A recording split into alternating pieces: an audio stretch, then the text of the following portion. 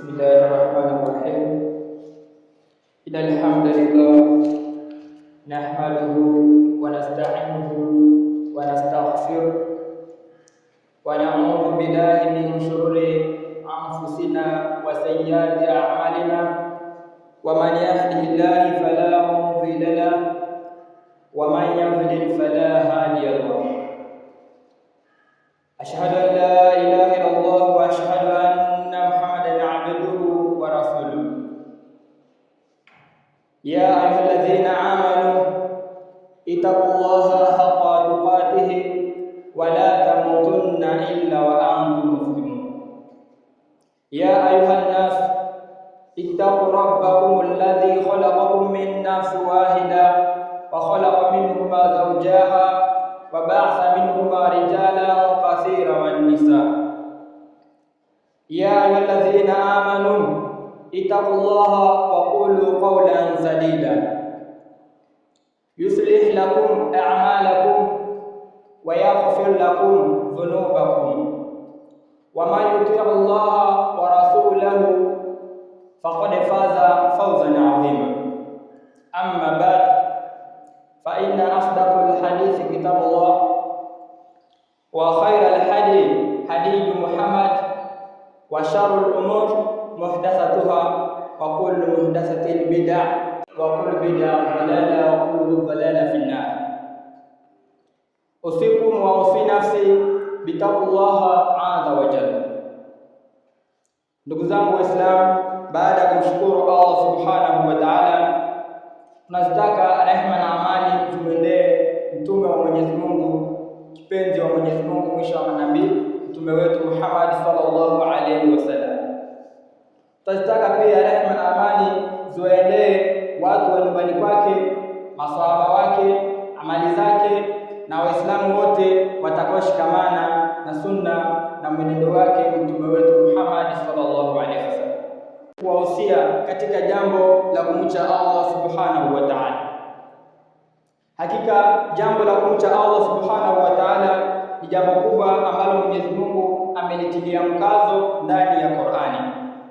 Allah subhanahu wa ta'ala katika jambo la kumcha amelizungumzia sana ndani ya Qur'ani na kuonyesha ishara nyingi ya kwamba wale watakaomcha ndio watakaofaulu ndani ya maisha ya hapa duniani na kesho akhera. Kama alivyosema Allah subhanahu wa ta'ala, ya ayyuhalladhina amanu ittaqullaha haqqa tuqatih wa la tamutunna illa wa antum muslimun. Allah subhanahu wa ta'ala anasema kwamba enyi mlioamini, mcheni Mola wenu na mauti yasiwapate ijapokuwa nyinyi ni Waislamu. Hilo ni jambo lake Allah subhanahu wa ta'ala katika kutuhimiza kumcha yeye. Allah subhanahu wa ta'ala anasema inna lilmuttaqina mafaza. Mwenyezi Mungu Allah subhanahu wa ta'ala bali na kutuhusia kwamba tumche Allah subhanahu wa ta'ala, yuatuonesha ishara bora kwamba hakika wale waliomcha Allah subhanahu wa ta'ala ndio waliofaulu fi dunya wal akhirah, katika maisha ya dunia na ya kesho akhirah.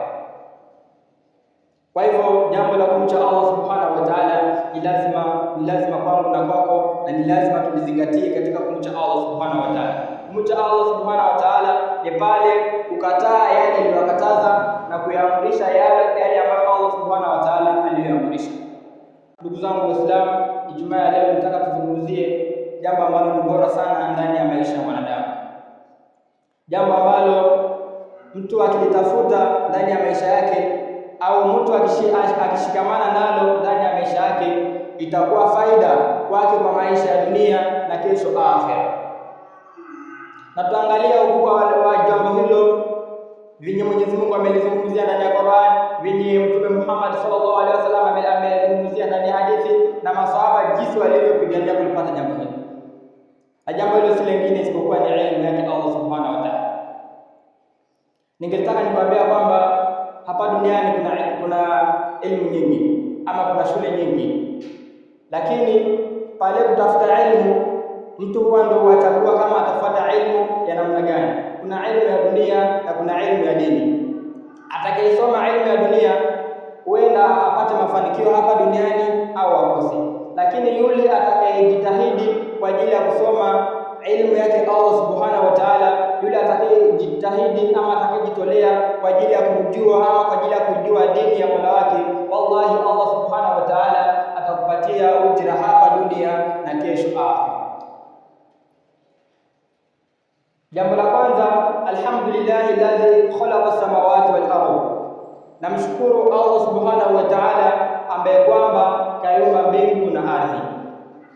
Walladhi fadala al-ilma qabla kulli shay'in, namshukuru Allah subhanahu wa ta'ala ambaye kwamba kaifaradhisha elimu ama kaifanya elimu bora juu ama kabla ya kila kitu. Kabla ya kila kitu ama baada yake Allah subhanahu wa ta'ala kuumba vitu vyote alivyofaradhisha kama swala, saumu, hija, kila kitu, zaka, kila kitu ambacho Allah subhanahu wa ta'ala alikifaradhisha, elimu ndio ilikuwa ya kwanza kufaradhishwa kwenye maisha ya mwanadamu. Faqala Allah subhanahu wa ta'ala, hal yastawi alladhina ya'lamuna wal ladhina la ya'lamuna. Allah subhanahu wa ta'ala anauliza swali, je, wanalingana au wako sawa wale ambao kwamba hawajui na wale ambao kwamba wanajua?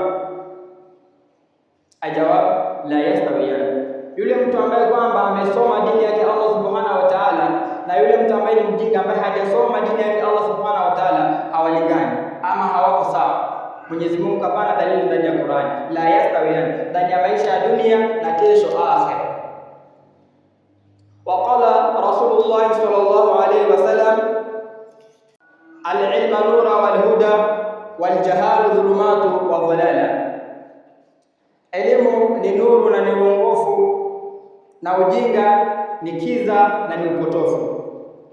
Yule ambaye kwamba atakayejitoa kwa ajili ya kutafuta elimu yake Allah subhanahu wa ta'ala, elimu yake Allah subhanahu wa ta'ala humpea nuru. Hiyo nuru ambayo Mtume Muhammad sallallahu alaihi wasallam akamaanisha ni nuru ambayo utapata hapa duniani. Katika maisha yako ya dunia Allah subhanahu wa ta'ala atakupea nuru yake.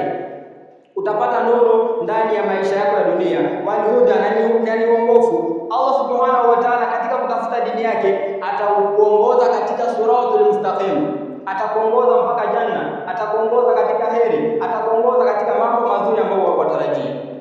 Hiyo ndio elimu yake Allah subhanahu wa ta'ala. Lakini ujinga ni ujinga ambao huo humsaidia mtu.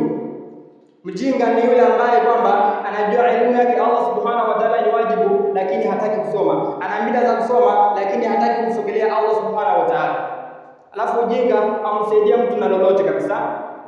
Ujinga ni giza na ni upotofu.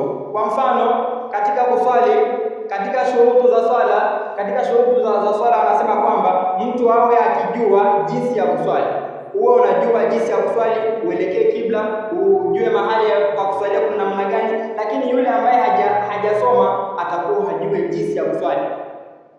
Ndio huo atakaye swali ili hali hajui huo mwelekeo wa kuswali, hajui kibla kiko wapi, hajui kila kitu ambacho anakifanya katika swala, ataswali vitu ambavyo havielewi na swala yake haitakubalika mbele zake Allah subhanahu wa ta'ala. Lakini yule aliyemcha Allah subhanahu wa ta'ala, aliyesoma dini yake Allah subhanahu wa ta'ala, lazima atapata mwelekeo ndani ya mambo yake Allah subhanahu wa ta'ala. Katika elimu ambayo Allah subhanahu wa ta'ala ameifaradhisha ama kaifanya bora kabla kulli shay'in, yani kivipi? Mwenyezi Mungu kaifanya elimu kabla ya kila kitu, na sisi tunajua elimu ilifanywa ama sisi tunajua vitu ambavyo ni vya faradhi ndani ya dini ya Uislamu. Kuna shahada, kuna swala, kuna zaka, kuna saumu, kuna hija. Vile ndio vitu ambavyo tunavijua ndio faradhi kwa Muislamu ambavyo hapaswi kukosea. Sasa elimu inakuja kujaji hapa. Wakati Allah subhanahu wa ta'ala alimuumba Adam alipata utukufu na ukarimu. Tajiuliza, aina nala Adam asharafu wal karam? Wapi alipata Adamu utukufu na ukarimu ndani ya maisha yake? Fajaa sharafu wal karam bil ilma, hukuja utukufu na ukarimu kwa kupata elimu, kwa kusoma elimu yake Allah subhanahu wa ta'ala. Wakati Mwenyezi Mungu alimuumba Adam, alipomuumba alimuumba akiwa peponi, alimuumba peponi, hakumwambia hapa duniani. Alimwacha kwa siku, baadhi ya siku malaika wakamwambia Allah subhanahu wa ta'ala, unataka kujalia duniani yule ambaye atafanya ufisadi ataua? Mwenyezi Mungu akawaambia, inni a'lamu ma la ta'lamun, mimi ninajua yale ambayo kwamba hamyajui. Baada ya siku kidogo, Allah subhanahu wa ta'ala akakuja kumpatia Adam nafsi, akampatia pumzi, akampatia nafsi ili awe mtu sasa. Jambo la kwanza ambalo Allah subhanahu wa ta'ala alifanya kwa ajili ya Adam, alimfundisha majina. Allah subhanahu wa ta'ala anasema ndani ya Qur'ani, wa Adam al-asma'iha kullaha thumma 'aradahum 'ala al-malaika. Allah subhanahu wa ta'ala alimfundisha Adam majina ya vitu vyote vilivyoko duniani. Alipomfundisha akamleta Adam mbele ya malaika, akawaambia, ebu malaika, nitajieni majina ya hivi vitu ambavyo viko duniani, kuntum sadiqin, kama nyinyi ni wa kweli. Mlisema mimi nataka kujalia duniani mtu ambaye atafanya ufisadi, basi nitajieni majina hivi vitu ambavyo viko duniani kama nyinyi ni wa kweli. Malaika walisema, subhanaka la ilma lana illa ma 'allamtana, umetakasika wewe, hatuna elimu yoyote isipokuwa ile ambayo ulitufundisha sisi. Allah subhanahu wa ta'ala katika kuuliza malaika aliwaambia, nitajieni majina ya hivi vitu. Hakusema nipatieni elimu ya hivi vitu. Allah subhanahu wa ta'ala alisema nipatieni majina ya hivi vitu. Kwa maana kama malaika alijibu la ilma lana illa ma 'allamtana, kwa maana hizo majina, hata kushika majina za vile vitu ambavyo viko duniani pia ni elimu ambayo huwezi kuwa nayo isipokuwa usome. Huwezi kujua kitu chochote ndani ya dunia, ndani ya maisha yako, ili hali hujasoma. Kwa hivyo Adam alayhi salatu wasallam aliposoma yale majina, wale waliposhindwa, Mwenyezi Mungu akamwamrisha Adam ayataje yale majina yote. Adam akaanza, hii bahari, hii samaki, akataja majina yote. Allah subhanahu wa ta'ala, hapo ndipo Adam akapata utukufu na ukarimu mbele ya malaika, akakuwa mtukufu, akakuwa mkubwa kuliko hata malaika kwa ajili ya hiyo elimu kidogo ambayo Allah subhanahu wa ta'ala amempea. Mwenyezi Mungu akawaamrisha malaika wamsujudie Adam.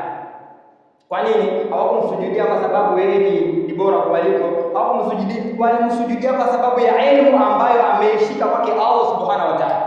Wakamsujudia kwa ajili ya utukufu na kwa ukubwa ambao Mwenyezi Mungu anamtukuza nao. Kwa hivyo elimu yake Allah subhanahu wa ta'ala, hiyo picha kwamba kusoma dini yake Allah subhanahu wa ta'ala, ama kujua elimu yake Allah subhanahu wa ta'ala, Mwenyezi Mungu kutukuza mbele ya viumbe, si wanadamu, si minyama, si malaika, si jini. Allah subhanahu wa ta'ala kukufanya mtukufu sana, kukufanya mkubwa, kukupea heshima zako. Hiyo ndo Allah subhanahu wa ta'ala. Walakina baadhi nas yadhununa anna talibul ilm faridhatun ala sighar. Baadhi ya watu katika kutafuta elimu huwa wanadhani ya kwamba elimu ni lazima kwa ajili ya watoto. Ama Waislamu wengi venye twaishi katika siku hizi, Waislamu wengi ama wazazi wengi huwa wanadhani ya kwamba kutafuta elimu ama kutaka kujua dini, ama mtu Muislamu kutaka kujua dini yake ni lazima tu kwa ajili ya watoto. Ndio maana ukienda markazi nyingi, ama ukienda madrasa nyingi, ama ukienda mahali popote ambapo kunasoma dini yake Allah subhanahu wa ta'ala, utawakuta watoto ndio wengi. Maana wazazi wametia hiyo akilini kujua kwamba elimu ni lazima kwa watoto. Lakini Mtume Muhammad sallallahu alaihi wasallam anasema talibul ilm faridhatun ala kulli muslimin. Kutafuta elimu ni lazima juu ya kila Muislamu. Mtume hajamlenga watoto, hajawalenga wazee, amesema kila Muislamu. Yaani ukishaingia ndani ya Uislamu, imekuwa lazima kwako kuitafuta dini yake Allah subhanahu wa ta'ala. Ukishaingia ndani ya Uislamu, imekuwa lazima kutaka kujua Qur'ani ni nini. Ukishaingia ndani ya Uislamu, ni lazima kwako kujua Allah ni nani. Allah ni nani ndani ya maisha yako, Mtume Muhammad ni nani ndani ya maisha yako. Ni lazima kwako kujua dini yako mbele zake Allah subhanahu wa ta'ala. Ndio vile Mtume Muhammad sallallahu alaihi wasallam akasema, talibul ilm faridhatun ala kulli muslim. Kutafuta elimu ni lazima kwa ajili ya kila Muislamu, ama juu ya kila Muislamu. Kwa hivyo ndugu zangu Waislamu, tujitahidi katika kusoma dini yake Allah subhanahu wa ta'ala. Kitu cha kwanza kilichofaradhiwa ama kilichokuwa faradhi ndani ya maisha ya Muislamu ama Muislamu ama mwanadamu, si swala ama si ama si saumu, ilikuwa ilmu. Mtu anapoingia ndani ya dini, mtu anapokuja kusilimu, jambo la kwanza utakalomfundisha, utamfundisha kuswali. Hiyo ni elimu ambayo umpatia. Utamfundisha kufunga, utamfundisha kutayamamu, utamfundisha kutawadha, utamfundisha mambo mengi ambayo hayajui. Maana hiyo ni elimu. Mtu akiingia ndani ya Uislamu hajui jambo lolote, jambo la kwanza utakalomfundisha utampatia elimu. Maana hawezi akaenda kuswali ili hali hajui swala ni nini. Utamfundisha swala ni nini kwa Muislamu, swala ni nini kwa mwanadamu, na unamfundisha jinsi ya kufanya hiyo swala. Hiyo ndio Uislamu. Kwa hivyo ndugu zangu Waislamu, tujitahidi hivyo vyote kuitafuta dini yake Allah subhanahu wa ta'ala. Waqala aidan Rasulullah sallallahu alayhi wasallam, man salaka tariq yaltamisu fiha ilman sahala Allahu bihi tariqan ila aljanna, yule atakayeshika njia kwa ajili ya kutafuta ndani mwake ilmu, Allah subhanahu wa ta'ala atamfanyizia wepesi wa kuingia janna. Allah subhanahu wa ta'ala atakufanyizia urahisi wa njia yako mpaka peponi. Kivipi yani? Utakapojitoa, si mpaka wewe ni mzazi, uko kwako, una watoto, unahudumia baadhi ya watu, si lazima uende markazi. Lakini utakapojinyima baada ya alfajiri ukashika msahafu ukaanza kusoma, Allah subhanahu wa ta'ala kukurahisishia maisha yako, kukurahisishia njia yako ya kwenda peponi. Kama Mtume Muhammad sallallahu alaihi wasallam amesema, man salaka tariqa yaltamisu fiha ilman sahala Allahu bihi tariqan ila aljanna, mwenye atakayeshika njia kwa ajili ya kutafuta elimu yake Allah subhanahu wa ta'ala, Mwenyezi Mungu atamfanyizia wepesi wa kuingia peponi. Kwani uzito utaupata wapi? Uzito wa kuingia peponi utaupata hapa duniani. Maana ukiwa hapa duniani utapata mitihani, ukiwa hapa duniani utakosa riziki, ukiwa hapa duniani utapata mitihani ambayo ni wepesi sana kukuingiza ndani ya mkufuru Allah subhanahu wa ta'ala ili upate riziki. Lakini Allah subhanahu wa ta'ala kama amekuahidi, utakapojitahidi katika kutafuta elimu yangu, mimi nitakufanyia wepesi wa maisha yako hapa duniani. Wepesi ni pale kupata riziki kwa wepesi, kupata jambo lolote unalolihitaji kwa wepesi, ili usimkufuru Allah subhanahu wa ta'ala. Hilo ndio bora ndani ya maisha ya mwanadamu.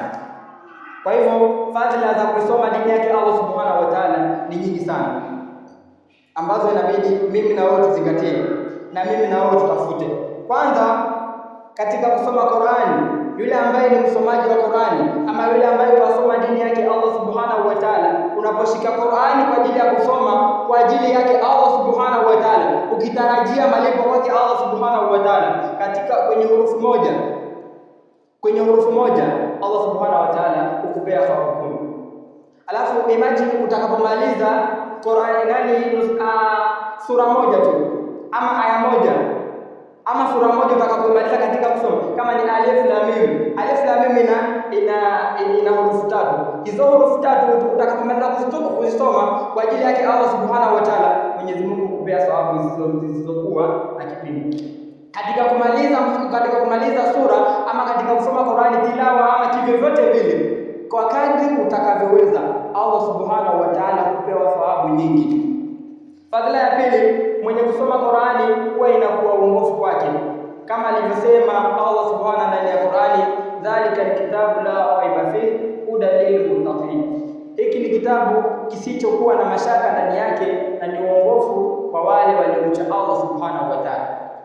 Hakika yule anayesoma Qur'ani ama yule anayetafuta dini yake Allah subhanahu wa ta'ala, hiyo Qur'ani huwa inakuwa uongofu ndani ya maisha yake. Hiyo Qur'ani itakuongoza kwenye maasi. Mtu anaposoma Qur'ani, kama ulikuwa na mawazo mabaya, Qur'ani huwa ni utulivu wa mawazo. Qur'ani ni utulivu wa kila kitu unachopatikana ambacho ni uzito kwako, Allah subhanahu wa ta'ala hukuletea wepesi. Inna ma'al usri yusra, hakika mahali ambapo kuna uzito kuna wepesi pia. Lakini huo wepesi utopata ukiwa umekaa, utopata ukiwa unafanya biashara zako, mkumbuke Allah subhanahu wa ta'ala. Utopata huo wepesi ili hali ujali na mambo yake Allah subhanahu wa ta'ala. Utapata wepesi ili hali na wewe utajinyima katika kumsogelea Allah subhanahu wa ta'ala. Utaupoteza muda wako katika kusoma dini yake Allah subhanahu wa ta'ala, ni kwa kadri uwezavyo. Allah subhanahu wa ta'ala anasema, Ittaqullah, mcheni Mola wenu kwa kadri muwezavyo. Si lazima mche Allah kwa kiwango ambacho uwezo kumcha Allah kama Saidina Abubakar, kama Saidina Ali, kama Saidina Umar. Ni kumcha Allah subhanahu wa ta'ala kwa uwezavyo, ama kwa kadri uwezavyo. Kwa hivyo ndugu zangu Waislamu, tumche Allah subhanahu wa ta'ala ili tupate kufanikiwa ndani ya maisha ya dunia na kesho akhera. Qur'ani tena kwa yule ambaye anayesoma, huwa Mtume Muhammad sallallahu alaihi wasallam amesema ndani ya hadithi, siku ya kiyama kwa yule aliyekuwa akisoma kitabu cha Mwenyezi Mungu, siku ya kiyama Qur'ani itakuja na inakuwa uombezi kwake. Yule anayetenga muda wake kwa ajili ya kusoma dini yake Allah subhanahu wa ta'ala, wakati watu watapigwa na jua washinde mahali pa kukimbilia, Qur'ani itakuja kuombea kivuli chake Allah subhanahu wa ta'ala. Qur'ani itakuja kukuombea kama wewe ni mtu ambaye ulikuwa unajinyima muda wako kwa ajili ya kujua dini yake Allah subhanahu wa ta'ala. Qur'ani itakuja kwa ajili ya kukuombea mambo kadha wa kadha ambayo huyajui. Kwa hivyo tutenge muda wetu kwa ajili ya kusoma dini yake Allah subhanahu wa ta'ala, na tutafanikiwa katika maisha ya dunia wal akhirah. Qala sha'irun, amesema mshairi, al-ilma yuta wala yati, elimu hufatwa. Hii elimu ambayo tuipambania sisi, ama elimu ambayo tutakatuwe nayo sisi, hufatwa. Uwezo ukataka kuwa na elimu, ama uwezo ukataka kujua msahafu, ama uwezo ukataka kujua jambo lolote ndani ya dini, kujua kusali, kujua kutawala, kujua jambo lolote ndani ya dini, ili hali umekaa. Elimu yake Allah subhanahu wa ta'ala unajinyima, unakera muda wako, unajitenga kabisa kwa ajili ya kujua dini yake Allah subhanahu wa ta'ala. Unajitenga kabisa kwa ajili ya kujua nini ambayo Allah subhanahu wa ta'ala alimaanisha ndani ya Qur'an. Hilo ndo jambo la kwamba al-ilma yuta wala ya'ti. Jambo la pili anasema an-nasu amwat wa ahlul ilm ahya. Watu wamelala hapa duniani, watu wamekufa, ama watu huwafa, sawa? Watu wanakufa siku baada ya siku, lakini ahlul ilm ahyau, wale watu ambao ni watu wa ilmu, mtu ambaye amesoma dini yake Allah subhanahu wa ta'ala, hata akifa athari zake hubaki. Mtu ambaye amesoma dini yake Allah subhanahu wa ta'ala, amemcha Allah subhanahu wa ta'ala, amesoma dini yake Allah subhanahu wa ta'ala kwa ajili ya kuwafundisha watoto wake, kwa ajili ya kuelimisha wengine. Maana Mtume Muhammad sallallahu alaihi wasallam anasema, khairukum man ta'allama al-Qur'ana wa 'allamahu, bora wenu ni yule ambaye kwamba ataisoma Qur'ani na ataifundisha. Kwa hivyo yule ambaye kwamba amesoma dini yake Allah subhanahu wa ta'ala, akajitahidi kumfundisha yule ambaye hajui jambo lolote, athari yake hubaki duniani na thawabu zake haziishi mpaka siku ya kiyama. Thawabu za mtu ambaye wasoma, ukimfundisha mtu herufi moja, hiyo herufi moja atakapofundisha mwingine wapata thawabu. Hata ukiwa kaburini, thawabu zitakufuata huko mpaka siku ya kiyama. Kwa hivyo thawabu za ilmu, ama kutafuta baraka za kusoma ilmu yake Allah subhanahu wa ta'ala, ni baraka ambazo haziishi, ni baraka ambazo zinaendelea mpaka kaburini na mpaka siku ya kiyama. Waqala sha'irun anasu nayam wa idha matu intaba. Watu wamelala. Tuko hapa duniani lakini hatujielewi. Tuko hapa duniani, tuko busy sana na mali zetu, tuko busy sana na watoto wetu. Maana Allah subhanahu wa ta'ala yasema, mali zenu na wana wenu ni mitihani kwenu. Kuna wengine ambao wako hapa, ama sisi Waislamu, ama wengi wa Waislamu huwa tuko busy sana na mali ambazo Allah subhanahu wa ta'ala, ili hali Allah subhanahu wa ta'ala ametuambia kwamba mali zenu na wana wenu ni mitihani kwenu. Allah subhanahu wa ta'ala atakupea mali ili kukujaribu, kwa kwamba unaweza tenga muda wako kuacha hizo mali zako ili uende kumuomba Allah subhanahu wa ta'ala, ama akikupea hizo mali zako ndio umemsahau kabisa Allah subhanahu wa ta'ala. Mali ni mitihani kwetu sisi wanadamu, na mali zinatuma watu wanauana, mali zinatuma watu wanachukiana. Mali ni fitna kubwa ndani ya dunia. Kwa hivyo mali isikutume ukose akhira, mali isikutume ukose janna yake Allah subhanahu wa ta'ala. Tenga muda wako, yale mali ulionayo Allah subhanahu wa ta'ala ndiye amekupa. Allah subhanahu wa ta'ala amekupa riziki. Huwezi ukapata riziki yoyote isipokuwa Allah subhanahu wa ta'ala amekukadiria. Hapa duniani huwezi kugusa chochote isipokuwa Allah subhanahu wa ta'ala amekuandikia utakigusa, na huwezi ukakosa chochote ambacho Allah subhanahu wa ta'ala ashakukubalia. Kwa hivyo usijisumbue na maisha, usipoteze muda wa kuswali, usipoteze muda wa kusoma dini yake Allah subhanahu wa ta'ala, usipoteze mambo ya kheri kwa ajili ya kuitafuta riziki ambayo Allah subhanahu mwenyewe amekuandikia. Anajua ukiamka utapita wapi, utaenda wapi, utakusa hivi mpaka mwisho. Sasa usijisumbue kwa mambo ambayo Allah subhanahu mwenyewe ameshamaliza. Huwezi ukapata kila ambacho Allah subhanahu wa ta'ala hajakuandalia. Huwezi ukapata riziki yoyote ambayo Mwenyezi Mungu hajakuandalia. Riziki yoyote unayopata hapa duniani ni ile ambayo Allah subhanahu wa ta'ala ameshakuandalia. La watu wote na majini watajikusanya kwa ajili ya kukupea riziki kiasi gani, ama kwa ajili ya kukunufaisha wewe, hawawezi mpaka kwa amri yake Allah subhanahu wa ta'ala. Na hata hivyo watu na majini na vingine vyovyote, kama watajikusanya kwa ajili ya kukudhuru wewe kivyo vyote vile, hawawezi kukudhuru isipokuwa kwa amri yake Allah subhanahu wa ta'ala. Kwa hivyo tusijisumbue na maisha, tusijisumbue na kutafuta riziki, tuache mambo ya kheri. Tusijisumbue na biashara, tuache mambo ya kheri. Tumche Allah subhanahu wa ta'ala, tumtangulize Allah subhanahu wa ta'ala, yeye ndo anajua aliyotuandalia. Riziki tunazotafuta zisitume tukakosa akhira yake Allah subhanahu wa ta'ala. Allah subhanahu wa ta'ala akasema tena, wana wenu ni mitihani kwenu. Vijana ama sisi watoto, sisi ndo mitihani kwa wazazi wetu. Allah subhanahu wa ta'ala anasema siku ya kiyama, ni Mtume Muhammad sallallahu alaihi wasallam anasema siku ya kiyama Mwenyezi Mungu atakuruhusu wewe mzazi kuingia janna, lakini yule mtoto wako ambaye kwamba hukumfundisha elimu, yule mtoto wako ambaye kwamba ulimnyima malezi bora, yule mtoto wako ambaye hukulazimisha kuenda kusoma dini yake Allah subhanahu wa ta'ala, yule mtoto wako ambaye hukulazimisha kwenda madrasa, atakuzuia kuingia janna, atakuzuia kuingia katika janna yake Allah subhanahu wa ta'ala, na kumwambia Allah, yule hana haki ya kuingia janna. Hakika mimi amenidhulumu, hakunifundisha, hakunilazimisha kwenda shule, hakunifundisha mambo ya kheri ile hali alikuwa anajua. Kwa hivyo hana haki ya kuingia janna. Kwa hivyo wana ni mitihani, mlazimishe kwenda shule, mlazimishe kusoma dini yake Allah subhanahu wa ta'ala. Elimu ya dunia haitamsaidia na chochote ndani ya akhira. Kitu ambacho Muislamu utafuta ni utafuta kile kitu ambacho kina faida kwake fi dunia wal akhirah, kitu ambacho kitamnufaisha hapa duniani na kesho akhira. Usitafute kitu ambacho kitaisha hapa. Wakati mtu atakufa, ukienda kaburini utaacha mali ambazo kila mtu hupigania, ambao baadhi ya wengi ambao wamekuja hapa wametoka kwenye biashara zao ili wapige kusikiliza maneno ya Allah subhanahu wa ta'ala. Lakini hizo mali utaziacha siku ya kaburi, utaziacha wakati wa kuingia katika kaburi. Hizo mali utaziacha, mke wako utamwacha, wanao utawacha, isipokuwa hizo amali ulizokuwa ukifanya. Hii Qur'ani kama ulikuwa ukisoma itakusaidia ndani ya kaburi, lakini mali hazitakusaidia na chochote. Hii Qur'ani itakutetea ndani ya kaburi.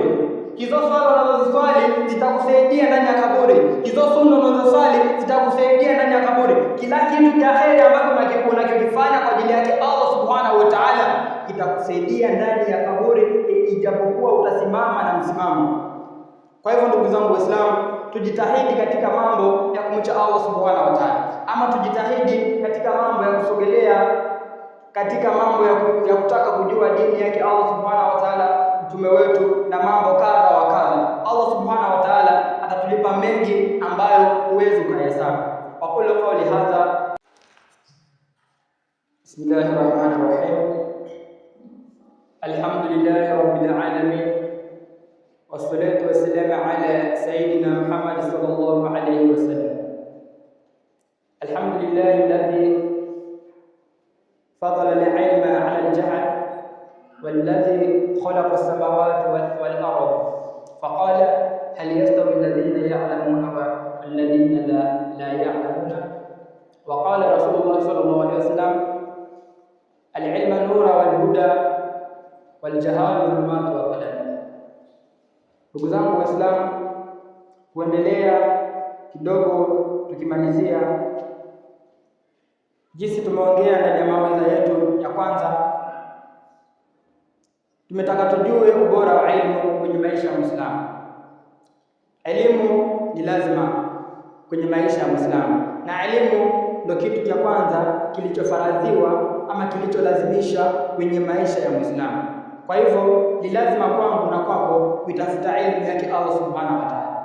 Haijalishi wewe ni mzee, haijalishi wewe ni baba, haijalishi wewe ni mtoto, haijalishi wewe ni mama, haijalishi una umri kiasi gani, ni lazima kwako kuitafuta elimu yake Allah subhanahu wa ta'ala ili hadi wewe ni Muislamu. Jambo la pili, elimu ina manufaa makubwa fi dunia wal akhirah. Katika kusoma dini yake Allah subhanahu wa ta'ala, Mwenyezi Mungu atakufanyizia wepesi wa maisha yako ya dunia na kesho akhira. Katika kutafuta elimu yake Allah subhanahu wa ta'ala, kuna vitu ambavyo vingine ambavyo sisi wenyewe huwa ndo tunavizuia. Kuna riziki zingine ambazo huwezi kuzipata mpaka umsogelee Allah subhanahu wa ta'ala. Kwa hivyo ndugu zangu, tujitahidi katika kusoma dini yake Allah subhanahu wa ta'ala. Katika kumalizia, al-Imam yasema kwamba mwanamke ama akina mama ama mama zetu wasipoisoma dini yake Allah subhanahu wa ta'ala, ndio chanzo kubwa ya kuangamiza umma. Mwanamke asipoisoma dini yake Allah subhanahu wa ta'ala, yule ndio mwanzo wa kuangamiza umma. Hakika malezi yote ambayo tunayo sisi, kila mtu malezi yote ambayo anayo hapa, si malezi mengine isipokuwa umeyatoa kwa mzazi wako. Baba yako hana malezi yote isipokuwa yuaenda kazini kuletea chakula, kuletea nini. Malezi yake ni madogo kuliko ya mama. Lakini mama ndio hubaki na wewe muda mwingi. Toka uzaliwe mpaka ukabaleghe, mama yako anakufundisha kila kitu. Mama yako ndiye amekufundisha kuongea, mama yako ndiye amekufundisha kila kitu unachokipitia hapa duniani. Kwa hivyo mwanamke kutafuta ama mwanamke asipoijua dini yake Allah subhanahu wa ta'ala, basi umma hutopata amani. Vijana wengi wanaoharibika mtaani ama wale wote ambao unaona wana tabia mbaya, tabia hizo wamezitoa. Wazazi wao hawakuwalazimisha katika mambo ya kusoma dini yake Allah subhanahu wa ta'ala. Mtoto anapokosea ama mtu yeyote anapokosea, watu hujiuliza, huyu mtoto wa nani jamaa? Kazaliwa na nani huyu? Yaani wewe ndio utukanisha mzazi wako. Lakini utaambia huyu ni dini gani huyu? Dini ina shida, lakini mzazi wako ndio upata shida. Alafu wazazi kwa ajili ya kuepukana na hili ni kuamrisha watoto katika kusoma dini yake Allah subhanahu wa ta'ala. Mzazi anaposoma dini yake Allah subhanahu wa ta'ala, atakapowalea watoto ndani ya malezi ya dini, hakika Allah subhanahu wa ta'ala humlipa ujira mwingi sana. Katika kumfundisha mtu malezi ya Uislamu, Allah subhanahu wa ta'ala hukumpea malipo mema ama hukupea malipo mengi yasiyokuwa na hisabu. Kwa hivyo wazazi tujilazimishe na tuwalazimishe watoto katika kusoma ama katika kuenda kwenye dini yake Allah subhanahu wa ta'ala. Katika elimu wanazozisoma za kidunia ni bora kwa mwanadamu, lakini pia tusisahau dini yake Allah subhanahu wa ta'ala. Dini yake Allah subhanahu wa ta'ala ni afadhali kuliko elimu ya dunia.